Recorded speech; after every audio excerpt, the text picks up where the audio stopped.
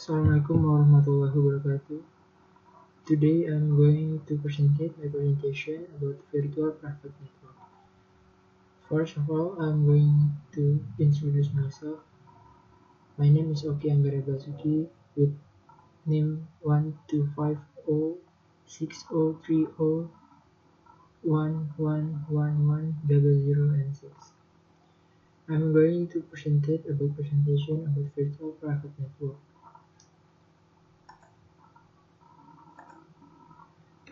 This presentation is about resume from some journal about virtual private network, but for the main journal I choose a journal called End-to-End Performance Design Framework of MPLS Virtual Private Network Service Across Container System Boundaries. This journal is from Hiroshi Yamada and WT Service Integration Laboratories, Japan. A virtual private network is a private network over the public service provider network. Compared with the traditional private network used by enterprise, the VPN service is an easy and cost-effective network solution. It can provide remote access that connects multiple sites. Using the provider virtual connection service, today VPN service is one of the most important network services for network service provider. A private network over the public service network is not a new concept. Frame relay and ATM, or asynchronous transfer mode technologies, provided layer 2 connection between two different sites. IP tunneling, like GRE or generic routing encapsulation, is a layer 2 service over the public IP network.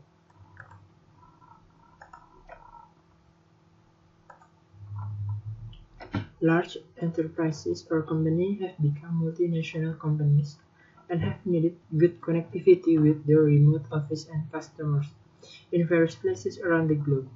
However, because of the geography, a single network service provider often cannot provide full MPLS VPN connectivity. Therefore, the need to provide connectivity across different IS or autonomous system boundaries has become a reality.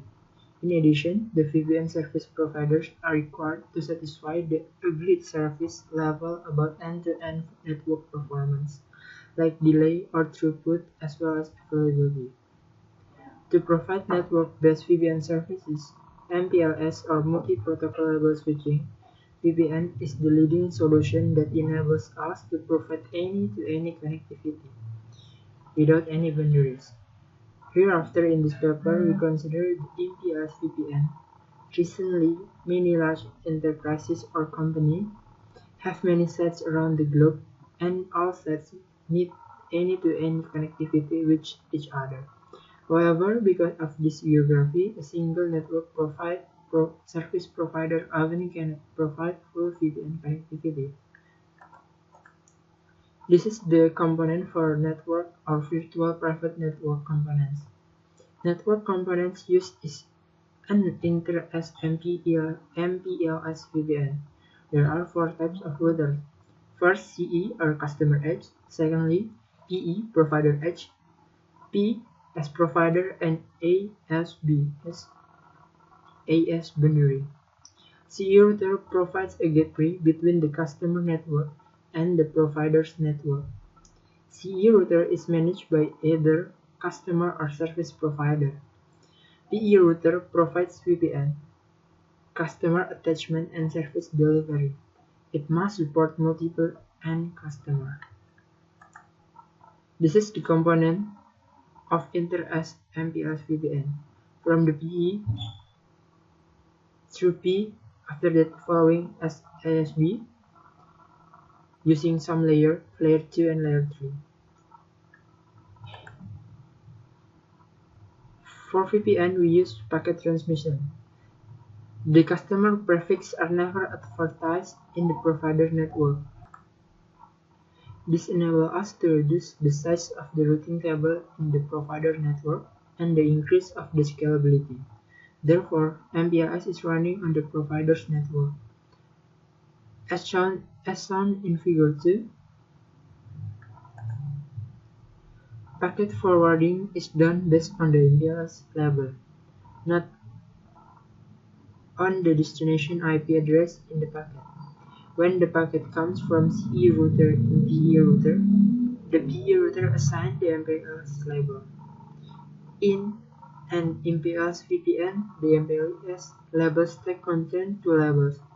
The bottom label represents the entire VRF, and the top label represents the LSP label switch path. This is the schematic from packet transmission, from CE to PE through IP, and after that, as usual, using layer 2 and layer 3.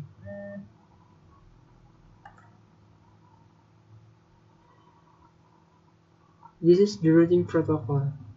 First, as the baseline IP routing protocol, a link state type routing protocol like OSPF, open shortest path first, must be running.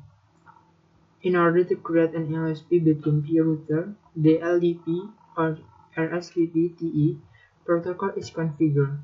Second, MP-BGP or multi-protocol border gateway protocol is configured in all PE router. This is a schematic configured routing protocol. From CE through PE with static or BGP or OSPF or RIP version 2.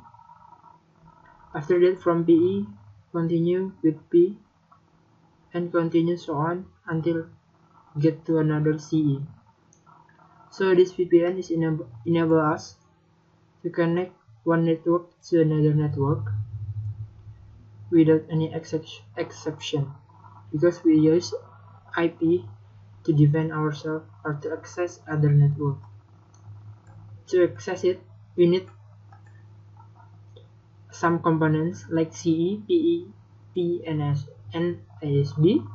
After that, components using a technique called packet transmission, not a circuit switching transmission. After that, we configure it with IP and routing protocol. So this is the end of my resume. From my resume about VPN, Virtual Private Network, from Hiroshi Yamada, end-to-end performance design framework of MPLS Virtual Private Network service across on-demand system boundaries. Thank you for your attention. Wassalamualaikum warahmatullahi wabarakatuh.